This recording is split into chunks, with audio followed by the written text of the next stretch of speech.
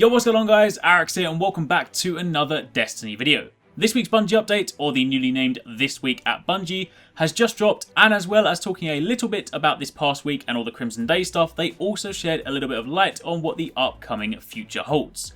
Finally. It's not too much, but it's more than we've had in the past few months, so let's roll with it. If you guys do enjoy this video, then a like would be super appreciated, and comment down below and let me know what you think.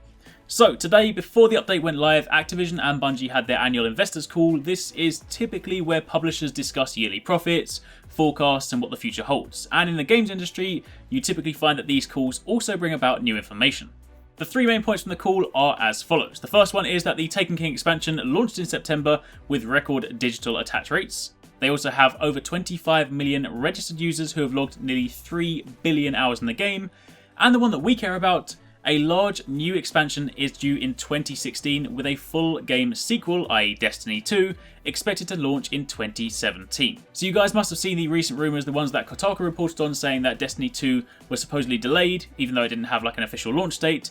And they also followed that report by saying that we would most likely see a physical expansion, despite the fact that Bungie did go on record to say that this year would be supplied solely by the live events team. We wouldn't be getting any paid expansions. The next expansion we got would be the next physical release, i.e. Destiny 2. However, given the delay, I guess this sort of expansion can be seen as sort of a buffer because, to be honest, we couldn't just survive this year on live events alone, because while things like Sparrow Racing League, Festival of the Lost and like Crimson Days are fun, they are most definitely not substantial content. So we can't survive an entire year on those, so that is the purpose of the physical 2016 update. However, if we now turn our attention to this week's Bungie update, they actually speak a little bit more about this.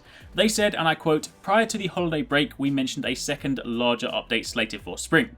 That content release will feature a significant light increase, a bunch of new gear to earn and equip, and new challenges for PvE players seeking more fun experiences and replayability." So that sounds super exciting. The light level is going to raise. Of course, if you guys cast your mind a little while back, you might have remembered that at a certain point, the Bungie Armory actually showed 330 light items. They were swiftly taken down or sort of like updated, but for a period of time, we did actually get to see those. So I imagine 330 will be the new light cap.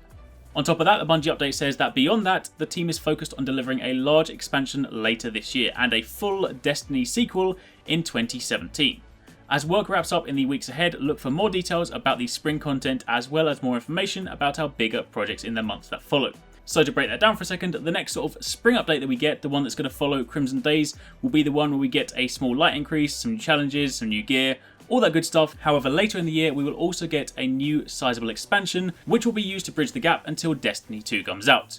But what will this expansion be? Well, nobody knows for sure because, of course, Bungie haven't actually given us any details on it. However, Kotaku have reported on numerous rumours in the past and they have actually been correct. So the one thing they did speak about is that before the Taken King came out, there was actually supposed to be some additional content in it. They said, and I quote, "The Taken King was rescoped several times as Bungie removed sections like Pyramidion, an area on Mars that will contain a new strike and a raid." So if I had to hazard a guess, I would most likely say they would simply take that section that they took out of the Taken King, give it to us as the expansion this year, and that will then tide us over until Destiny 2.